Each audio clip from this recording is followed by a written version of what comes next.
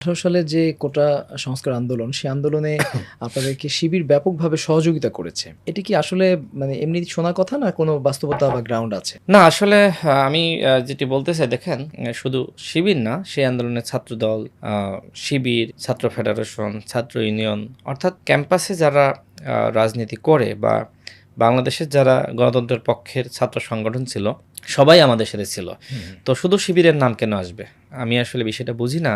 নামটা আসার কারণ হলো যে ক্যাম্পাসে অন্যান্য ছাত্র সংগঠনগুলো প্রকাশ্যে রাজনীতি করার সুযোগ পেয়েছে। কিন্তু শিবির তারা ৯০-এর পর থেকে ক্যাম্পাসে তারা নিষিদ্ধ ছিল।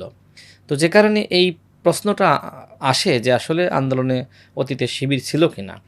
দেখেন শিবিরের যারা তারা ছিল এটা তো আমি স্বীকার করি, বাট শুধুমাত্র শিবির না বাকিরা সবাই ছিল, আর আমি তো একদমই সাধারণ শিক্ষার্থী ছিলাম। তো সেক্ষেত্রে শিবির তার মতন করেছিল, এটা তো আর আমাদের সাথে আলোচনার বিষয় না। আর শিবির তো প্রত্যেকটা আন্দোলনেই থাকে, তাই না?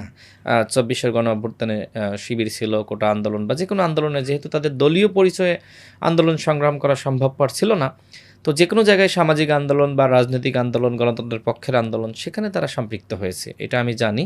এবং শুধু তারাই না, ছাত্রদলও এই যে কোটা আন্দোলনে তাদের ব্যাপক ভূমিকা আছে। আমাদের ছাত্র অধিকার পরিষদ তো এই আন্দোলনের তারাই তো আসলে সৃষ্টি করেছে, তাই না? সুতরাং এই আন্দোলনে কে ছিল না সেটাই আমার কাছে প্রশ্ন। সবাই ছিল, শিবির ছিল, ছাত্রদল ছিল, সবাই ছিল। সুতরাং এইখানে শুধুমাত্র শিবির আমাদের সহযোগিতা করেছে এটা ভুল, বরং আমাদের সহযোগিতা কে করে নাই?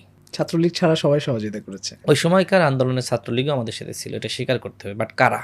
যারা ছাত্রলীগের মধ্যে একটি অংশ আসলে আপনার যারা আসলে এই কোটার কারণে চাকরি পায়নি, ছাত্রলীগ যারা করেছে সবাইকে আপনি গণহারে খারাপ বলতে পারবেন না। কিছু ভালো ছিল, আমি ক্যাম্পাসে দেখেছি যে কিছু আসলে ওই চাকরি বাকরিতে যাতে ভেরিফিকেশনের সমস্যা না হয় এই জন্য অনেকে পদ নিয়েছিল।